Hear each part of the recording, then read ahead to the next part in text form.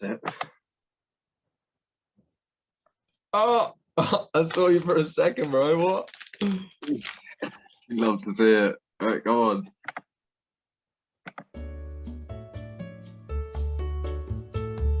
Oh! Oh shit. Yeah. Oh shit. Oh shit. Oh yeah. How do I go back? Wait. Unbelievable.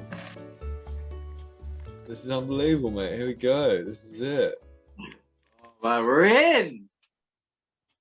We're I literally love to see it. Literally love to see it. Mazzoline, come down, save me once again. What a Babyline, mate. Killing it for the team. It's good stuff, man.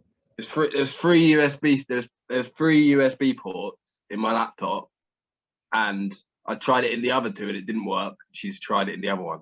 I just fucking thought it can't be the USB ports when two of them aren't working, but here we are.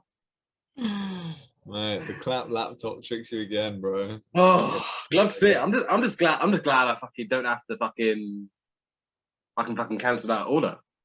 I don't know if I bought it. I had it up. I put it in my cart. Told Mum to buy it. So maybe check. Let me tell Mum. One sec. The slink, mate. It's slinking around. Oh, speaking of slinks. Didn't actually buy it yet. All right. Now we're in business, man. Feels good. This is the first step. Now we've got a webcam on the laptop. Things are a lot easier from here on out, I think. All right. This is wild, mate. This is wild. Mate, it's a new era. It's a new era, mate. We're in the 1990s, man. We're killing it. Man, it's crazy, man. Well, honestly, smash it, bro. Smash it. Get on the internet, being able to see yourself on a camera. Good stuff.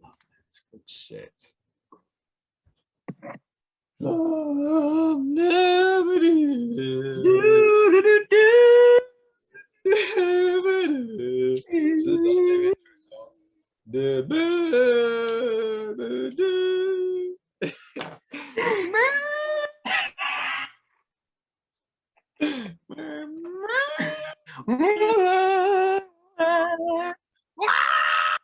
Alright.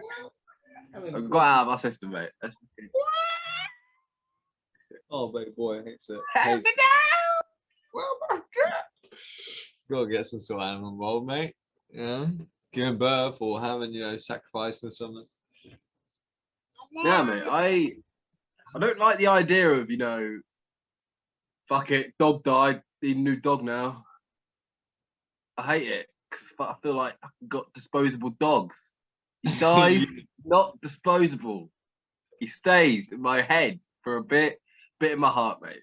Give me 2 years before I touch another animal, look another animal in the eye, mate. Half of wood life.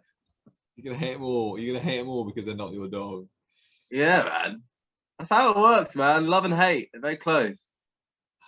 I agree, mate. Oh, that's a good one. It's deep off the bat, man. Even sometimes I want to punch this cat. Sometimes I like it. Sometimes I like this cat. Man. Yeah. Quotables. All right. Quotable, bro. Glad we got that on video, just so people know what kind of man I am. Loving cats, watching them. All right. So, what do you want to do? Do you want to get into chatting about this card? Yeah. So, this is the official, what we call that? Introduction podcast. Yes. Hello and welcome to MMA Metagame. Who's ready for? Wait. We might have to take two on that. All right, let's try it. Same time. Let's do it at the same time.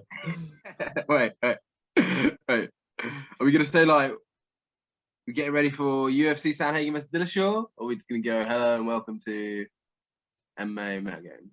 We'll just do hello and welcome to MMA Metagame, and then you can just rattle off whatever you want after that.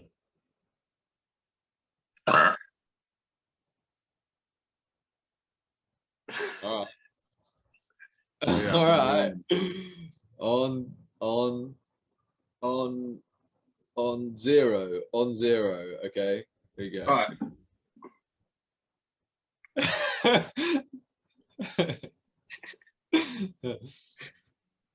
0 MMA. Hello and welcome to. It's good stuff, man. 1-0 is good.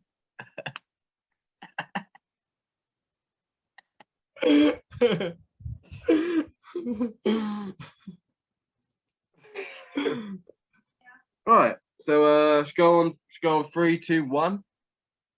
You're all right. You call it, mate. All right, 3, 2, 1. Wait, Hello, you're halfway to fucking inhale on one, mate. You're fucking like 3, 2. Hello, MMA metagame. That's not the one. I would have done it as well. Go on. We should get some sort of like intro. We need to get some sort of like intro music, don't we? You not see that dope intro music I put on the other ones? I do know. I do remember it now, actually. Yeah. Let's go for a little. Yeah. We should just keep it because a little bit of contingency helps, isn't it? You know what I mean? Just doing it every video and people like hear it. All right. Yeah. Wait, let me play it because I feel like I don't remember what it is.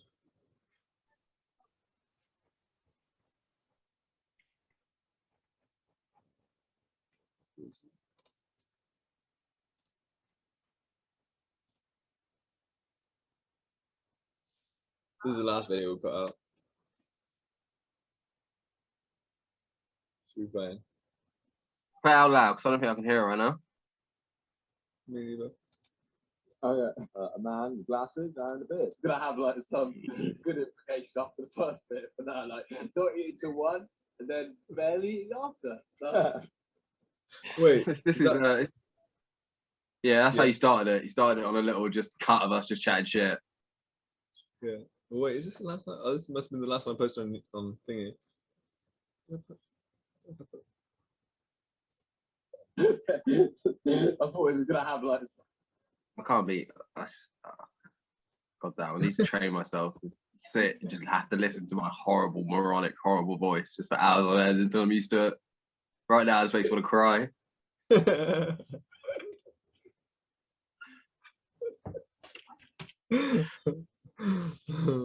I'm kind of used to how terrible I sound, so. But yeah. So not. God damn. Oh, man, it's boiling everywhere, man. I'm sweating like a goose. Oh, fucking, All right. This is it. This All right. is 3. What is that? What is that? What is that? He said.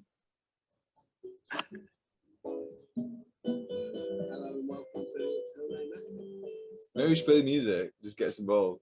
Do it live. Welcome to the elevator with Darius and Adrian.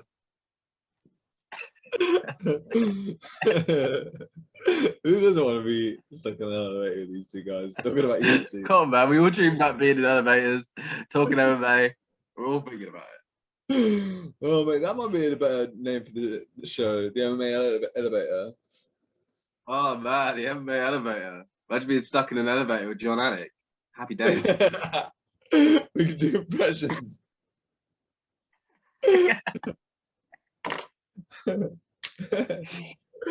Whoa, that is one big MMA shot. Mate, that was the first attempt, mate. Yeah, we got the first attempt live. And I'm not happy with it, you know. But keep on trying.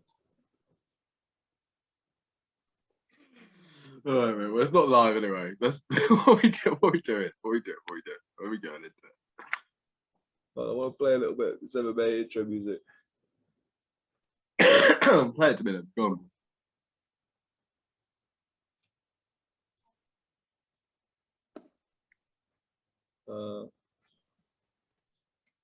The MMA elevator does have some sort of ring to it, though.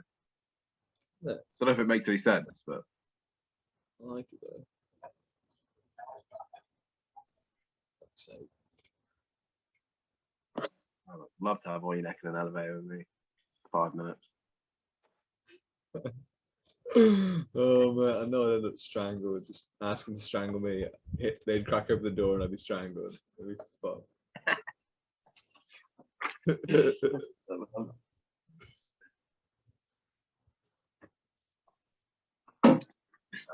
If neck tries anything on me, I'm gonna hit him with the rear naked back fist.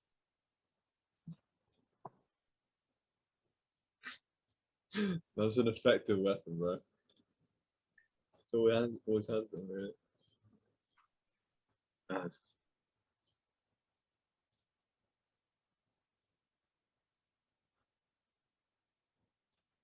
There we go. All right. I got it. Come on, here we are. Let's get this out of the way. Come on.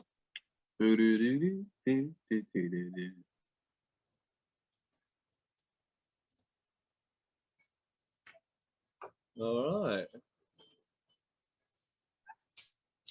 So, hello and welcome to MMA Metagame. All right, I'm one of your hosts, Charlie Brown, and I'm your host.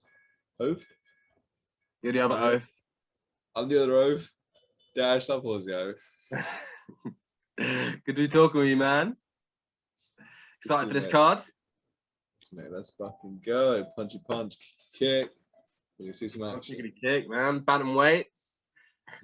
Like a lot of lighter weight fighters on this card and a lot of young fighters on this card. No heavyweight fights on this card, so no guaranteed slot, but some guaranteed cleanness. So that's cool. That's the action. I literally I keep on forgetting who's on this card, apart from a couple of the few names like Mickey Gall and the boys TJ and Corey. I really forget who's on this one. Future Hall of Famer Mickey Gall. Yeah, man. Longest career in the UFC, bro. He's literally going to be that guy. He's going to be 82, whatever he is. And 6 and 3. 3 years in the UFC or something. It's good, man. Like all this talk of Jake Paul and freaking Mike Tyson, but Mickey Gall was the original celebrity fighter. He started this. The originator. Was it because he was a celebrity or was fighting celebrities who aren't really celebrities, I guess? I mean, he fought CM Punk. Well, he fought CM Punk, yeah. I mean, that's the first time the UFC have actually ventured into this whole, like, you know, that sort of style of fighting, actually having someone on the roster in UFC that doesn't have fight experience. Well, Brock, I guess, but Brock was. Yeah, Brock's a wrestler though. He was like Division 2 wrestler. Like a lot of athletes go into the UFC after having legitimate wrestling experience at a collegiate level. But if you don't even have collegiate wrestling experience, you're literally just a WWE wrestler. Like CM Punk isn't a collegiate wrestler. Yeah. So it's just a bit of a funny one, but you know what I mean? I'll give Punk his credit, you know what I mean? Like he had heart, and I did, like, a small part of me did enjoy some of his fights. Like the Mike Brown fight, like I was really supporting him. It was some of the worst shit I've ever seen, but I was really supporting him. Mike Jackson. He's a good lad. He tried hard. Yeah. Mike Jackson's one of the worst people alive, though. Yeah. That guy was so happy with clowning Punk, and he wasn't even doing that well. God damn. Well, yeah, I mean, it's quite a lot of sorry. A little bit of tangent there. Let's get on back on track. A little bit of a tangent there. So yeah, a little bit of a tangent, but you know, CM Punk's always going to catch a man's attention, especially when you're talking about Mickey Gall. But yeah, I mean, there's a few little surprising fighters on this card. There's a few fighters that I like. I like Brendan Allan, who's fighting Soriano on this card, and he's you know, Brendan Allan was riding a 7-fight win streak, going into getting knocked out by Sean Strickland. And we all know how good Sean Strickland is. I think you quite like him as a bit of a prospect in that division. Mm-hmm. And you know, I like Brendan Allen's work. I like a lot of the stuff he's done in the UFC. He's got a win against, like, let me see here. He's got a finish win against Kevin Holland. He's beaten Carl Dorcas, and he's got a finish win against Tom Breeze and a finish win against Carl Robertson. these are all pretty decent names outside the top 15 in middleweight. Pretty journeyed guys. He's getting wins and getting finishes against these guys. Yeah, was it a TKO with And he's Tom only Breeze? 25. Yeah, fair. Was it a TKO with Brom? It was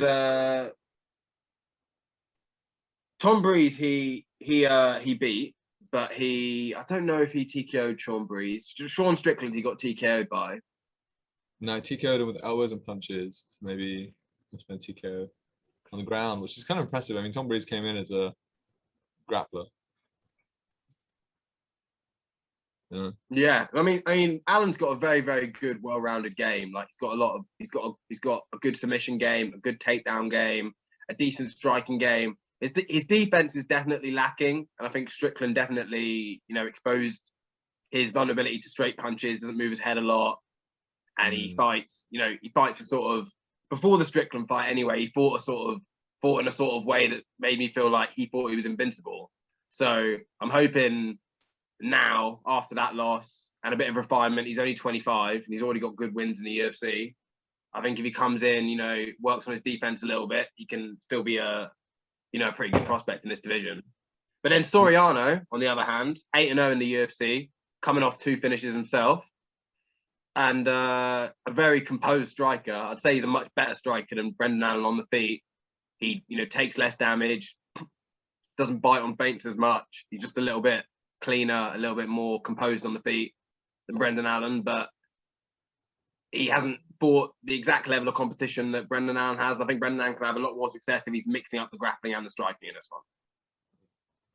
one. I like it. I'd ask is Soriano a what's it called? Is he a counter striker, is he? Yeah, he's a counter striker. He's got that freaking. I don't know. I might be being a little bit off the cuss. He looks a bit Polynesian, but he's got that sort of Polynesian, brick power in his hands. You can see it just sort of hits different when he's hitting. He doesn't throw too much, but he's tactical. I feel like he's a guy that pressures you and then looks to counter strike you. He doesn't throw, and then when he throws, he tends to throw in combination. But he doesn't throw. He's not a mad volume guy. Okay, that's cool. I mean, but Allan throws a lot, and if he can push you up, if he can pressure you, it makes it a dogfight where he's gonna take you down. This boy's KOing people in the first round, so late in the first round. So might be able to do damage. We'll see. Yeah, I think leg kicks.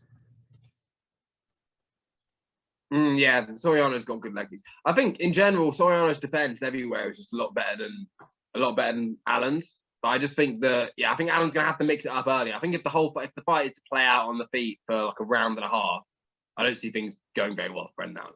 But but you never know. You know what I mean? Like I said, like Brendan Allen's had good wins against good guys, and he's coming off a bad KO loss. You hope a young guy's gonna come in and really work on his defense after a fight like that. So we will see. I think that's an interesting fight. Good shit. Soriano and Brendan Allen, I think, are definitely prospects. And then we've got. I like this little fight. I like this Kyler Phillips versus Paiva in the bantamweight division, and I like it because I remember Kyler Phillips' last fight, and he edged out Song De Jong in a good fight where he won it with takedowns. Like, the striking was close. It was a very close fight, back and forth, and Kyler won it with the takedowns. But I just thought that if you can grind out a decision win against Song De Jong, then you're 100% good enough to be ranked for me. If not, probably just outside the top 10, because I think he's got a very good skill set and he's a hard guy to beat. He's obviously got defensive issues, Song De Jong, but he's a buzzsaw himself. So I respect anyone can get a win out, a win on him. And he's fighting Paiva, who is a guy that's coming up from flyweight, but a massive flyweight. Like every time I see him in the ring at flyweight, I think, God, what a creature this guy is.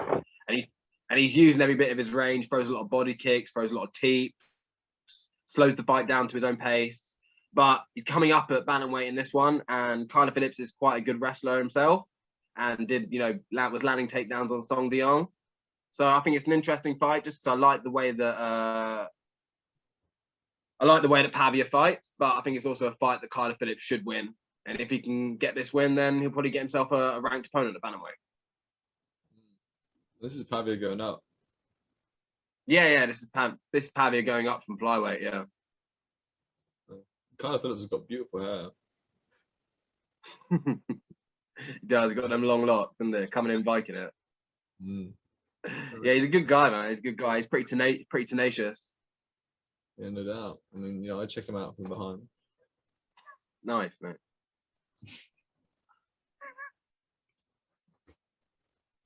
That's my take.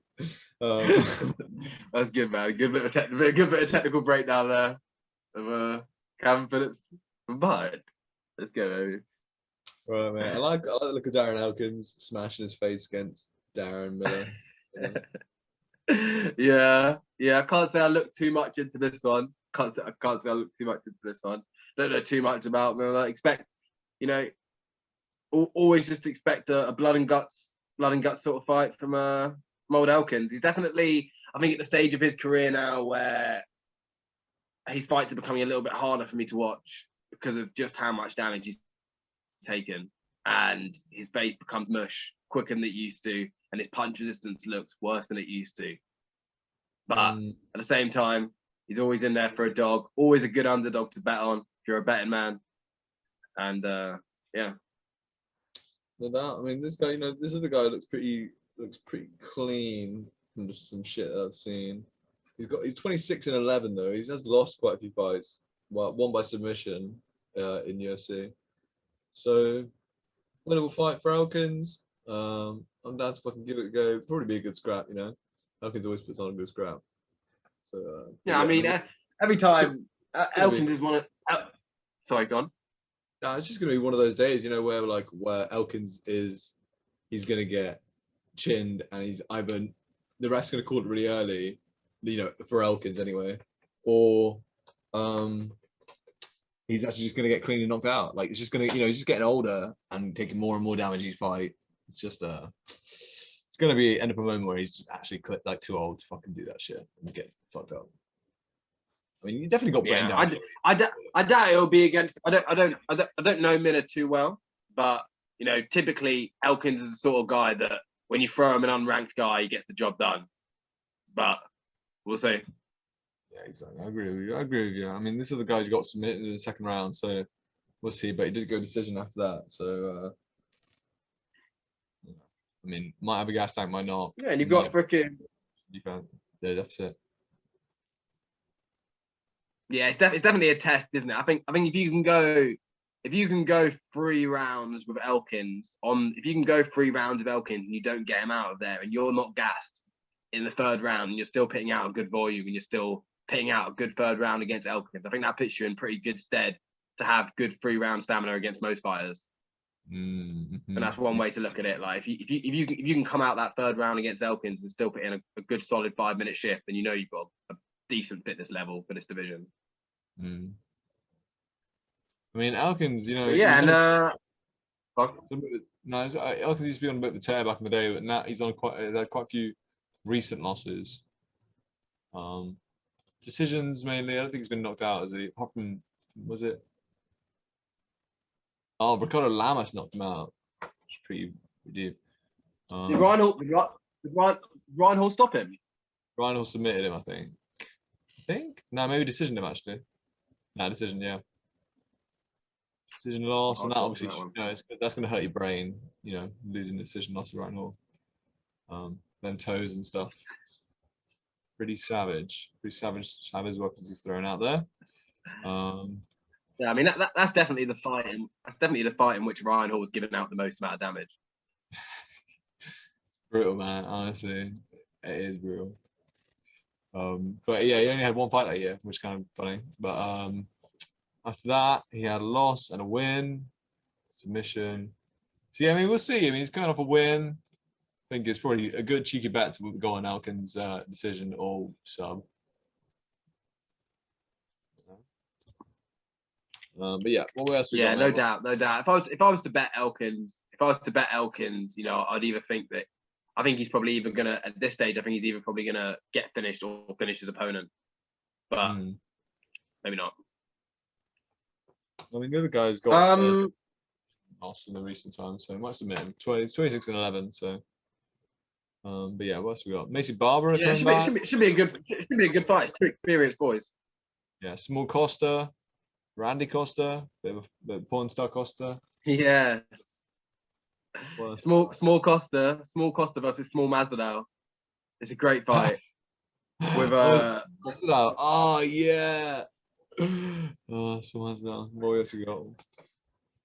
yeah, this is a really good fight. This is my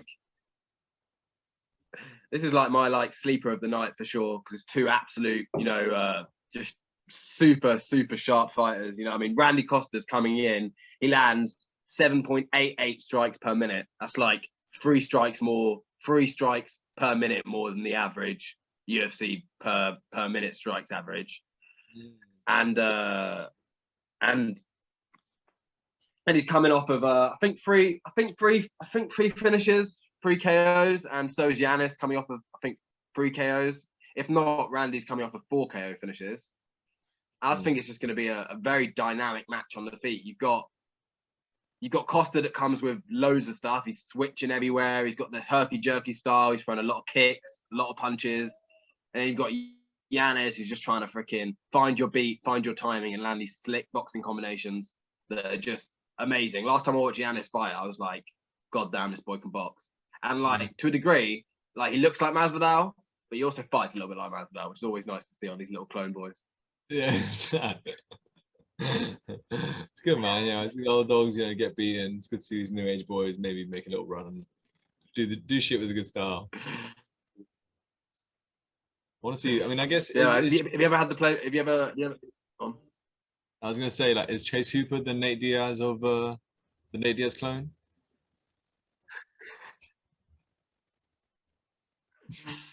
Yeah, man. Stop the motherfucker. He's devastating, mate. He's devastating. Chase Hooper, man. Those floppy bones, man. You take someone out one of these days. Has he been stopped yet, Hooper? Did he get stopped in the Peterson fight last time? I know he lost it. He didn't get stopped there, did he? I don't think he's been actually KO'd, but I think he's been stopped.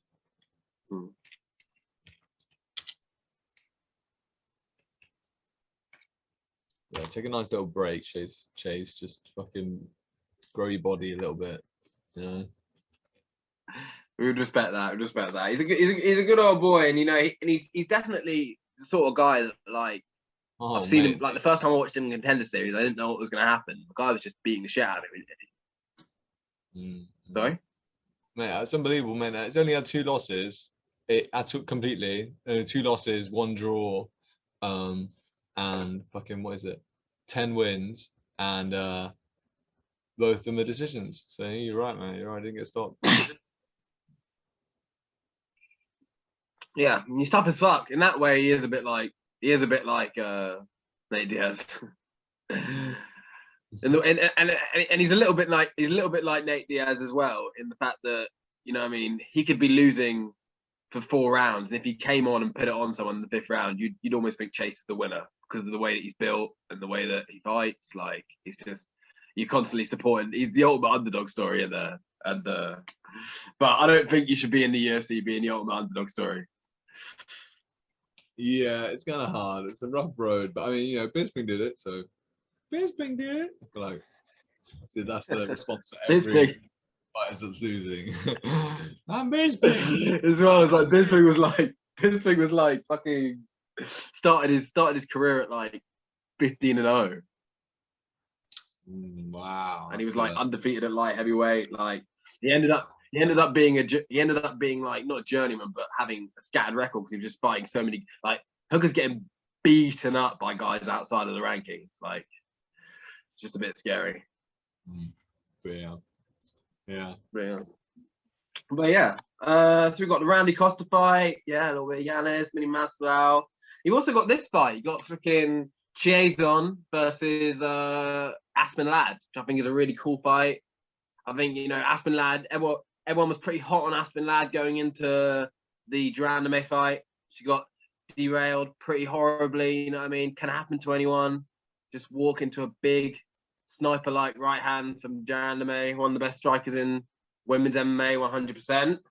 Well, you know, And you know, what? Go on. She doesn't really move ahead. You just what? She doesn't really move ahead, you know. So it was kind Yeah, of like, yeah, 100%. it's just a bit of a deep one for her in that sense, because it was being exposed by the most. It's a very like on paper by most good strikers. You think?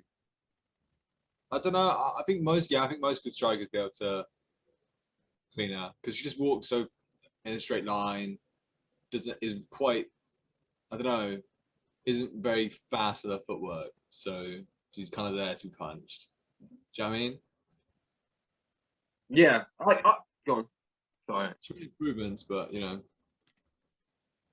know, still just not very. Yeah.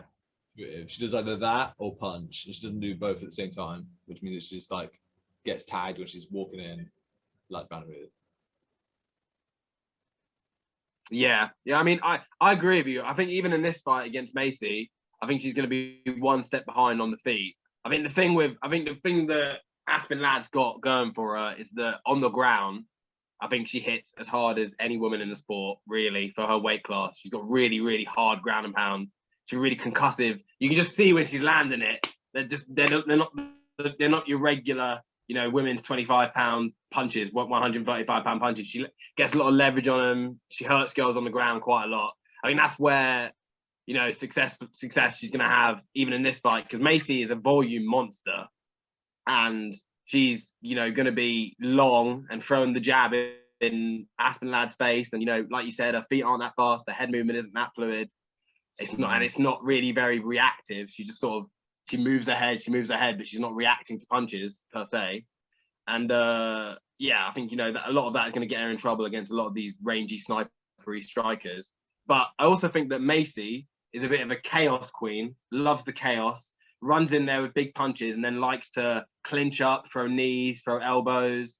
And I think that's what could potentially get her in trouble in this fight, because she's going to give Aspen Ladd you know, she's gonna close distance on Aspen rather than Aspen having to close distance on her. I think at some points in this match.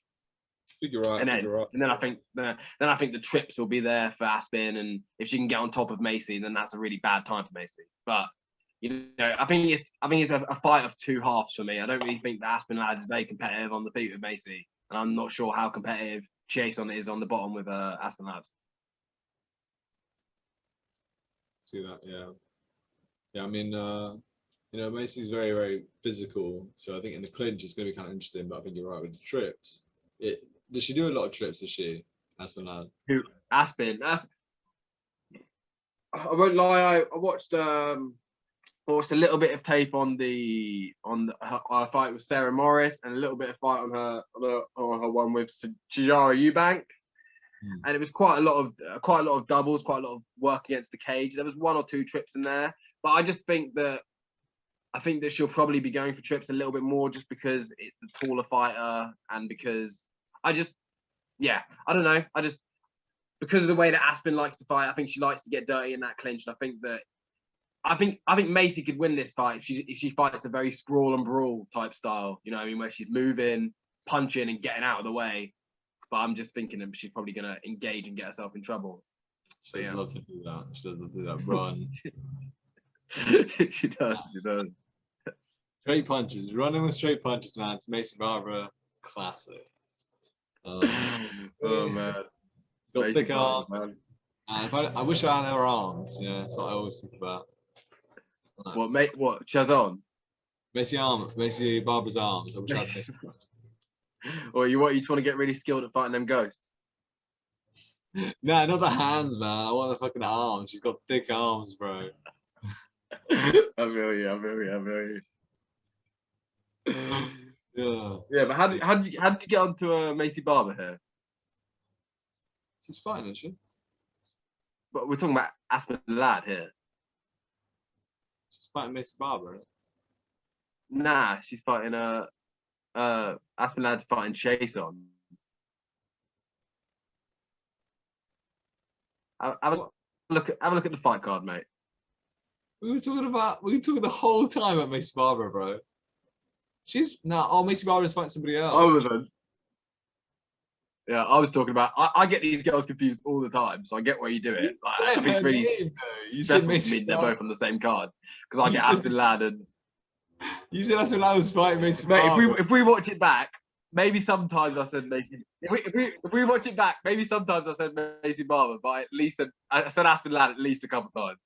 No, you said Aspen Ladd, yeah, but you said Aspen Ladd versus Maycee Barber. No, but yeah, Aspen Ladd, yeah. I said Aspen Ladd. I said Aspen Ladd. Yeah, but you said Aspen Ladd versus Maycee Barber, so I thought we were talking about both of those fighters. Yeah, I remember distinctly, mate. We can watch it back. I remember distinctly saying Chieson. I remember saying Chieson at the start of it. I might have then slipped back into saying Maycee Barber. I definitely started with Chieson.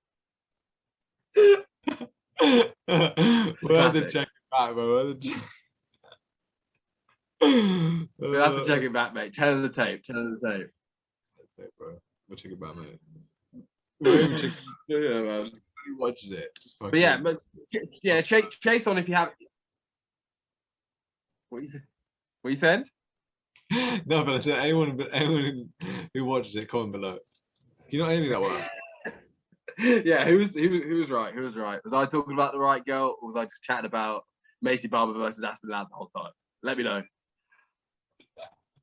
That's what we want to know. That's what we want to know. Let's go. It's good stuff though, man. Anyway, so let's just. Do you want to get into the meat and bones? How do you? I've got a question for you. So, how much do you think the steroids and the steroid use of TJ Dillashaw and the fact that he's not on EPO now is going to play a part into tomorrow night's main event, if any at all?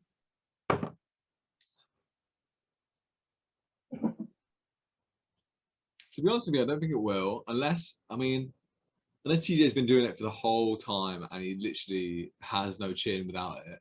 But I don't see that being the case because he's always had quite a good chin. Like some of the shots he's eaten before, always been solid. And the only way he gets probably killed is if he gets stunned and then someone claps him with something clean. Like, you know, the Dodson knockout where Dodson knocked him out was literally just like fucking so it's actually someone TJ stole is literally just from Dodson is literally just like wait for someone to throw a shot at you.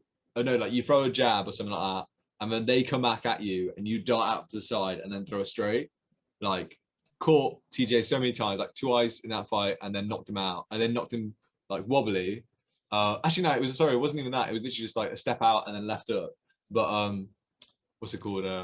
It's something he did to Garbrandt, and in that fight. Anyway, what the fuck was I talking about? So yeah, he stole that move, and the only time he's been knocked out has been like by being hit and then being ground pounded, like being hit clean after. Yeah, like concussed, like like he's never just been caught. He's never just been caught and then gone out. It's always been someone capitalizing on him being very hurt and then jumping in with a flurry of good attacks afterwards. You don't think he's got a bad chin for the division? I agree as well, because you know what I mean. Dodson at that time as well was the only guy to ever hurt DJ, dropped DJ twice in their first fight, and was just exceptionally quick for a period of time and very, very powerful. Like he's definitely an underrated hard hitter for a period of time, Dodson, how powerful and explosive he was. So yeah. I think, you know, give a man that. You get caught with a few counters, but I think, like you said, he learned from that fight as well. Yeah, exactly. He learned from that fight. He stole some shit, and he came back looking way sharper. Like when I looked at him against the sunset, he looked dope. But this is TJ. But Dodson, though, I think about it just now. Like I think he just lost a lot of trickiness. You know what I mean? I think now he does a lot of same shit. Just and a lot of people are obviously a lot more patient with him as well. But like, just does a lot of same shit. You know, never backs up a lot. Yeah, I think it's Go on. He backs up a lot. Yeah. Bit of Tyron Woodley, I'd say. Lost his tricky offense. Exactly. He relies on he relies on just the counter too much. 100%. He's too much of a passive fighter, and he just uses his. And he's just a fighter as well. Like, you know, it is hard. Like Tyron Woodley's a good example because although he's not old Dodson, he is like 33, 34 in a flyweight division. And when all your game is about speed, and then you just lose a tiny bit of it, you know, the game just goes to pieces. Like, he was never that much of a technical fighter. He was just a fighter that used his ridiculous athleticism to the best of his ability. But yeah. No doubt. But yeah, what else? But yeah, in terms of Sandhagen Dillashaw fight, I love it. Sandhagen's one of my favorite fighters to watch in the whole of UFC for sure. And I think, you know, bantamweight is also, if not the best, the second best division in the UFC. And there's a lot of good shock. I love this fight. You know what I mean? I think this, hopefully this fight gets to answer some questions about, you know, can Sandhagen deal with the upper echelon when they're trying to take him down? Like, I hope that question gets answered. I hope it's not just a stand-up war in which Sandhagen dominates, or a stand-up war in which TJ gets the knockout. Like, I hope to see these wrestling scrambles, see if TJ can get control over Sandhagen and that sort of thing, because I think people have a bit of a weird misconception that Sandhagen is fragile in that regard, when really Sterling's a really strange shape, and he came at him extremely aggressive. He's an extremely massive creature for the division. He's a very unorthodox takedown artist. Like, I don't think everybody's going to be able to do that to Sandhagen. But even the good grapplers in the division, just because of their frame, I think it's going to be a lot harder for them to find an entry to get inside. So I think hopefully we get to see a little bit of that. Man, I mean, we definitely are. We definitely are. Like, I was watching some fucking tape on TJ, and in every fight, he likes to throw in a couple of takedowns. And he just looks fucking so good doing it, like so sick. Yeah. He does some shit, mate. Honestly, he's quick on the draw when he goes for that shit. Yeah. Could totally see Sandhagen getting double legged in the middle of the cage, to be honest with you. Could totally see that. But, I mean, the Sandhagen is fucking dangerous game doing that shit. I mean, if he does it like more than once, you know what I mean, the same way, could get knee at the middle. Do you know what I mean? Like, oh, you mean for TJ instead for Sandhagen? But yeah, for TJ, it's dangerous move to be trying to go for too many double legs for sure. Like, it's dangerous to do it against Sandhagen. Oh yeah. Okay, yeah. But you yeah, man, it's just fucking. Yeah, I remember. Yeah, TJ and Sandhagen have both put on absolutely beautiful masterclass performances against one of my favorite bantamweights in the whole world, John Liniker.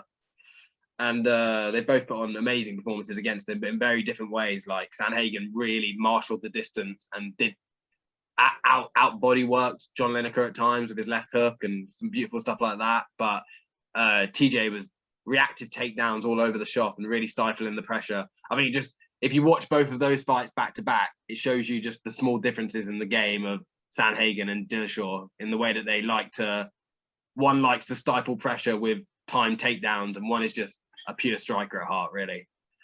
But yeah. Yeah, I mean, they stifled Liniker in the two real weaknesses Liniker has is getting feinted and jabbed, and getting reactive takedowns because of his pressure. It's literally the way that, you know, the two techniques you have to use to beat Liniker, really. Yeah, definitely. You just stand on the feet. I mean, yeah, exactly. And something about, like, I guess because of Sandhagen's range, he was able to move out and like evade loads of shit on the feet. You know, that must have helped.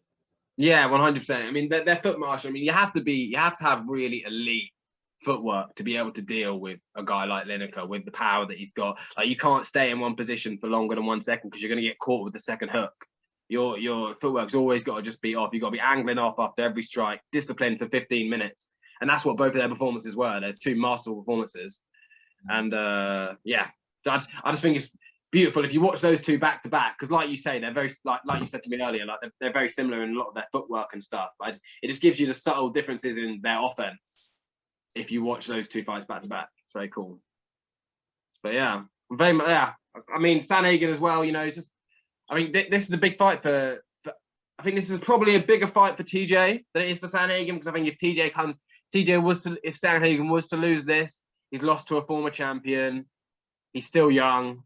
You know, I mean, he's had that one wrestling loss, but, you know, he loses to TJ. People remember how good TJ was again, and it sort of goes away. But 35 for TJ, if he was to lose this, you know, it's just a and you know, with the added stigma of the fact that he's coming off steroids, and everyone going to be saying he looked different from it because he's not on steroids anymore.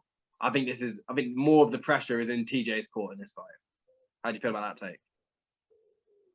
Yeah, I'd say so. But then again, like, you know, Sandhagen's already had a setback with what's it called? Sterling. If he doesn't get this, you know, I mean, he's definitely back on the contender road and having to fucking beat some other contenders. Yeah, I think he's got a lot more time though, hasn't he? He's got like 6, 7 more years than TJ. Yeah, you are not wrong in that sense. You're not wrong. I mean, I looked up. TJ's 35, which is pretty old, really. 29 years old is Corey Sandhagen, looking fresh and young.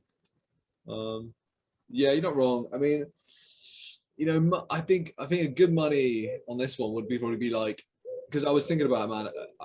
Okay, good money would be on a Corey Sandhagen KO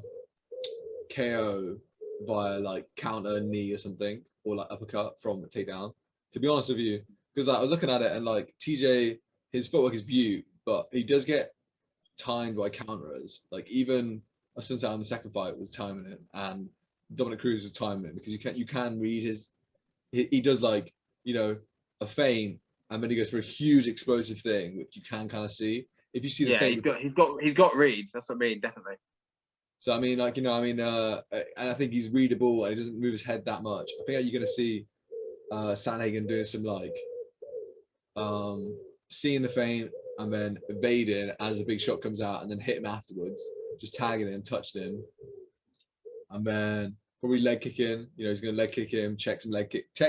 I think, because I think Sandhagen is probably one of the better leg checkers in the, you know, divisions. Yeah, 100%. His eyes are just insane, man.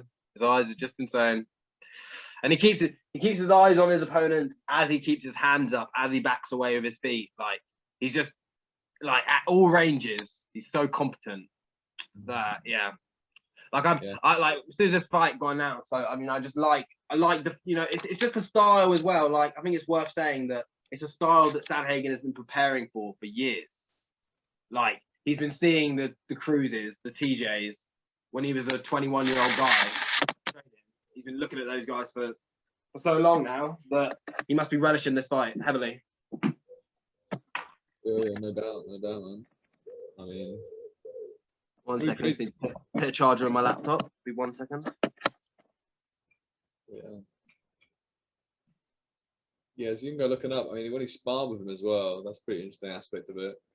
The spar, even for his time, because TJ, despite having getting way better in what he's doing, and adding more tricks and like being more evasive with it and shit, like he. Sorry, mate. Sorry, I kind of haven't caught the last 30 seconds of what you've talked about. Let me just quickly get there.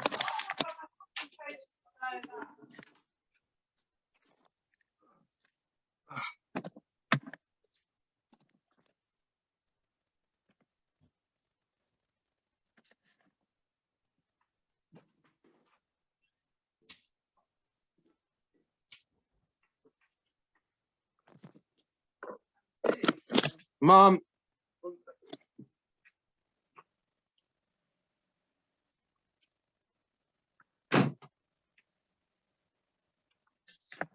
All right, back in action. Apologies.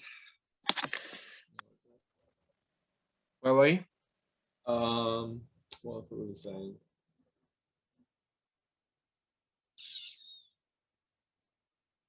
Sandhagen.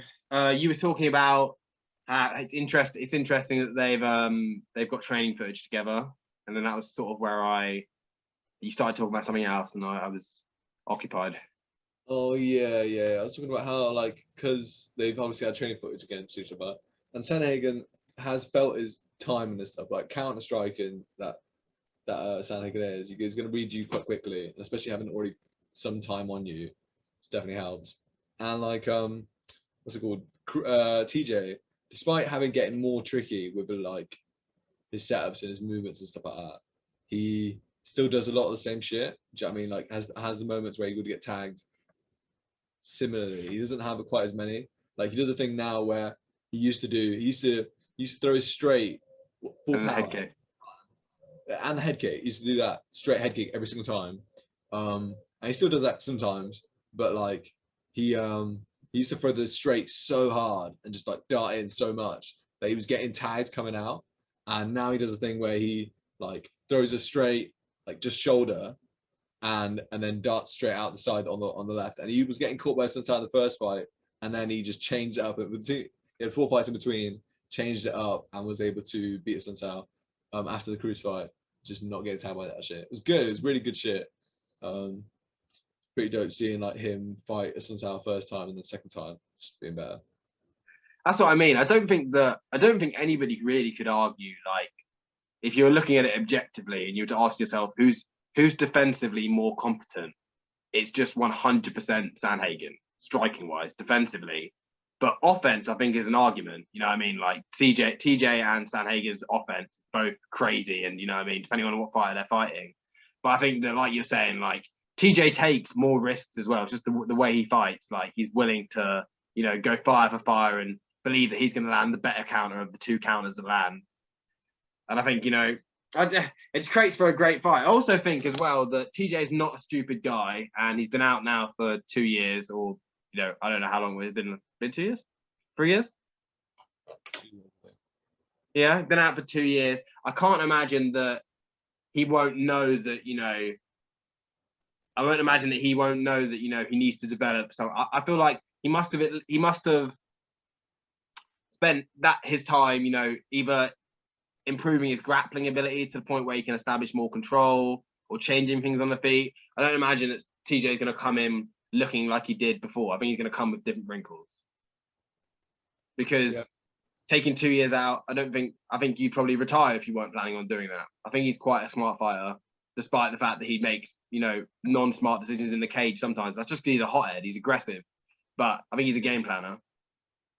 Yeah, he's a game planner, no doubt. Really smart. He's got tendencies is all. You know, he's got tendencies that could get caught by Sandhagen. I think he's going to get caught by that jab, to be honest with you. Probably an elbow. Yeah, I see the leg kicks landing for Sandhagen as well. Yeah, I mean, it's going to be a brutal one leg kick wise, to be honest with you. Like, both of them getting chopped, both fucking checking a bit. It's going to be pretty intense one up there. It's going to be very sexy to watch. Oh, man, if it goes deep, it's going to be such a war. It's going to be unbelievable. Yeah, no doubt. No doubt. Yeah. I think I do see the knee for the takedown. I do think that Sandhagen's going to land a counter knee.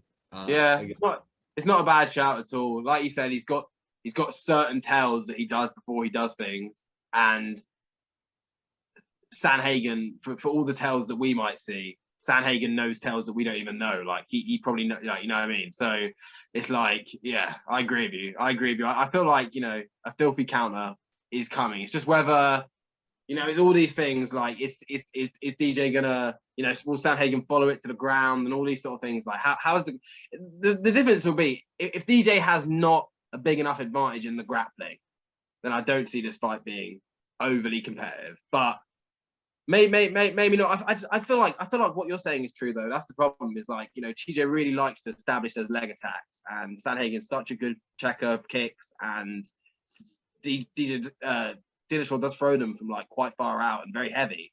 So it's just, there's a lot of components to this fight which are very interesting, and really I just can't wait to see Sandhagen back in there. It's one of my favorite fights to watch.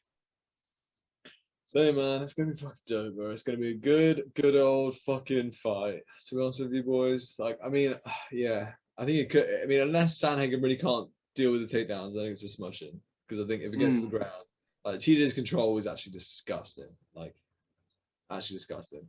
He lets people up and because he likes to grapple punch, but I think good game plan will be just grapple the fuck out of Sandhagen. That's what I mean. But like you say, I think the best way of getting a guy like Sandhagen's full control is to get like hooks or to get him like fully mounted. If you give him like that half guard, I think he scoots. Like that's where I don't think from what I've seen that TJ's got the jiu-jitsu to hold down a guy like Sandhagen. But I think maybe he's improved. Yeah, I mean, I don't know. He has a pretty. He does let people just fucking get out, but I think that's because he feels like he can take them on the feet. Like, you know, I don't know. I mean, maybe maybe he won't sharpen that up, but I think I've seen parts of his game where he's held people in like full guard for quite a little bit of time, and they've been like good full guard work players, and he just fucking is able to just control them and grab them. He's so physically strong. Do you know what I mean? I think he just gives up and is like, this isn't worth his stamina. Do you know what I mean? But yeah, I agree with you. I think he's very conscious of gas tank, Dillashaw. I often see him in fights, like he's not the sort of fighter that he's going to push you up against the fence and blood out all his arms. He'd rather have that the arms to throw combinations. You know what I mean? He's very much like a Cruz. He likes doing reactive takedowns because they cost the least amount of energy because they're coming onto you. You know what I mean? Like he's very economic with his energy when it comes to grappling. So I do agree with what you're saying. Like he feels like, oh, this position's costing me too much energy. I could hurt him more on the feet anyway. But I also haven't seen him be able to just hold down a guy for 5 minutes. Never seen it. No, I've not seen that. But I mean, I wonder if, like you said, he's got wrinkles in his game and he might even have developed that kind of like style for this fight specifically.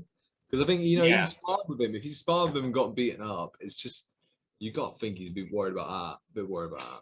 Yeah, he's got to think he's got to be like, I can't let this become a striking match where we're just figuring out each other's timing. It's got to be messy. It's got to be, we've got to establish some sort of fear in him early. Man, going to be a great one. It's really going to be a great one. TJ Dillashaw back at 35, come back from steroids, fighting the best striker in the division. What does it mean? It's going to be good, man. I'm super excited. Me too, mate. You're all right. Fucking anybody watching, join us live for the old fight. Yeah, we're going to be live streaming. It's an earlier one today. It's an earlier one on Saturday as well. Main event starts at 12 o'clock. It's nice for all any UK viewers. Lovely. Yeah, that's a beauty, isn't it? You know what I mean? So that means that the prelims will start at 10, and we'll be there for both of them. Yeah, probably in this garage. So look forward to seeing us here. Yeah, nice, man. Maybe you'll catch us. Maybe you'll catch us doing a bit of sparring. Yeah, that's not a bad intro, bro. Let's go. Yeah, man, the intro like that. We'll wait for viewers to come in. We got to wait for viewers to come in. All right, we'll fucking we'll wait like halfway through. Yeah, we'll fight at 10 views, or we'll fight at 15 views. 50 views, mate. 50 views. Go on, let's fucking go. Nah, mate. Reach for the dirt, mate. Don't reach for the stars. No, let's go for likes, mate. Let's go. Don't reach for the dirt, mate. We'll go for like 50 likes. 50 likes, mate. That's a high bar, but it's achievable. Yeah. Sweet. All right, man. Oh, mate. One other thing. I heard Jackass 4 is coming out, which I buzz off of. Like, ultimate white man show, but I buzz off Jackass so hard. They're funny cunts. They're super funny cunts. And freaking Jackass 4. I heard that one of them's taken a body shot. I think a dick shot uppercut from Ngannou. That's someone losing their children, right? That's someone losing all that they know about their biology there. That is, oh man. Come on, man. There's no amount of money. There's no amount of money that makes that worth it. Oh God, is that worse or a body shot worse? Let's be honest. Like, I mean, the body shot's more likely to kill you, isn't it? It's how Houdini went, and Houdini didn't get punched by Ngannou. Exactly. Is your job to die? How much is life worth with the mangled piece? It's like you come out looking like an action man, just completely smooth down there. Yeah, what would it do? Would it just smash it right off, Jack? It just go all the way inside you, man. It would retreat. It would see it coming.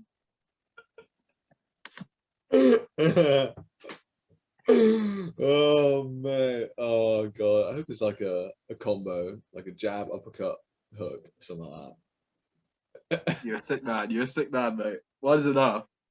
Just hope the guy gets carried away and he's like just comboed up like a score. Yeah, I reckon there's some of them Jackass dance I would definitely do, but not that one. Well, it might be good for you, bro. It might be good for you. As a proper factory reset, like It's like, you know what I mean? It's fucking... All right, mate. I'm going to stop talking about Ngannou punching people in the dick and say goodbye to the viewers. That's a good ending, mate. Yeah, that's nice shit, mate. All right. That's nice then, man. That's the way people like it, man. That's the way people like it. All right, man. MMA Meta Game. Catch us tomorrow for the fight card. And we out. Woo!